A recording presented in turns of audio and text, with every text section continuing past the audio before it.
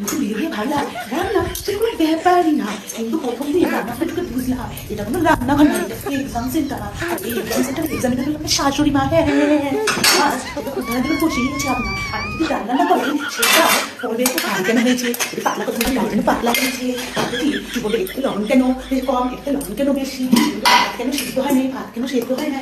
আর সেই আগুনে ঘি ঢালার জন্য বসে আছে আপনার দেওয়ালের ননদ। ওরা খাবে খাবে খাবে আবার বলবে এটা মার মতো স্বাদই হয় না, কিন্তু উনি একাই রান্না করতে পারেন। আরে বাবা তোর মার মতো যদি সাথে তো মাকেই বলে রান্না করতে, আমাকে কেন বলছি রান্না করতে। আর নিরোগ দর্শক হয়ে তো থাকবে আপনার এই স্বামী নামক মালটা, সেই নিরোগ দর্শক সে কিছুই জানে না, কিছুই পারে না। লবণ হলেও বলবে না, লবণ না হলো। তার থেকে বেশি সব থেকে বেশি ভয় কখন লাগে জানেন? তখন সবাই নিজে চুপচাপ করে খায়, নিজেকে ঠক ঠক হয়, তখন বুঝবেন রান্না খারাপ হয়েছে। আপনি যেই ঘর থেকে বের হয়ে যাবেন আপনার পিঠে তখন সব শুদ্ধ, আপনি পুষতে পিন চাপবে, নিন্দা করবে। ভালো লাগে রান্না বাড়ি কি কারণে বিয়ে করতে যাচ্ছে।